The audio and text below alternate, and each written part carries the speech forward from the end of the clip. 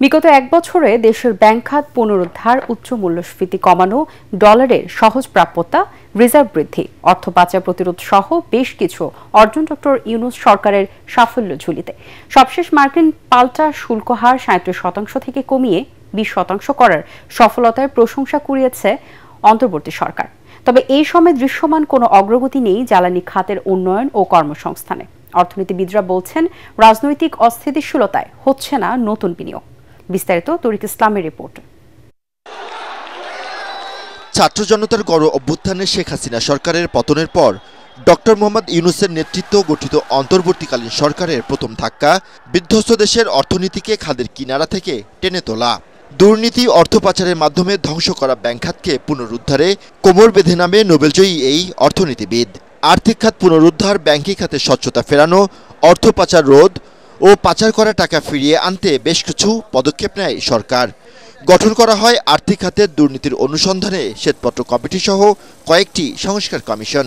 আপনি যতক্ষণ পর্যন্ত না আপনি ওই প্রশাসনিক সংস্কার এরই মধ্যে যার সুফল মিলতে শুরু করেছে বলে জানালেন সেন্টার ফর পলিসি ডায়ালগ সিপিডির গবেষণা পরিচালক গোলাম মুয়াজ্জেম। তিনি জানান, গেল এক বছরে ইতিবাচক ধারায় ফিরেছে দেশের রপ্তানি আয় ও রিজার্ভ, কমেছে মূল্যস্ফীতিও।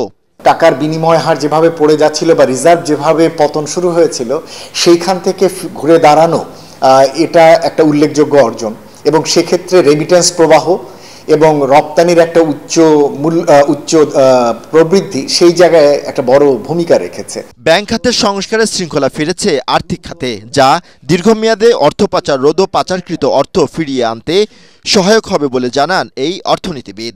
এবার আমরা দেখেছি যে পরিবর্তিত প্রেক্ষাপটে ওই দেশগুলোর আমাদের সরকারকে সহযোগিতা করেছেন।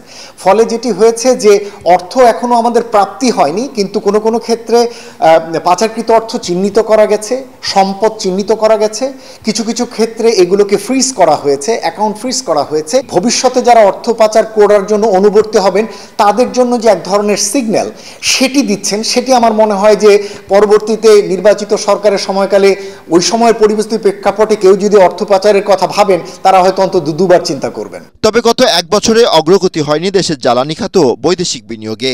নতুন করে কর্মসংস্থান সৃষ্টিতেও অনেকটা পিছিয়ে অন্তর্বর্তী সরকার। ডলার ক্রাইসিস এগুলি অনেকটা নিয়ন্ত্রণে আসছে, কিন্তু ব্যবসা বাণিজ্যের জন্য যে পলিসিগত সাপোর্ট সেটা কিন্তু আমরা পাইনি। বিনিয়োগ সহায়ক পরিবেশটি আসলে এই মুহূর্তে নেই। এমনকি রাজনৈতিক অনিশ্চয়তা এখানে আরেকটা বড় রকমের দোদুল্যমানতা তৈরি করেছে। অর্থনীতিবিদ ও ব্যবসায়ী নেতারা বলছেন, অর্থনীতির গতি স্বাভাবিক রাখতে দীর্ঘমেয়াদী পরিকল্পনা ও রাজনৈতিক স্থিতিশীলতা বেশি জরুরি। তরিক ইসলাম, এটিএন বাংলা, ঢাকা।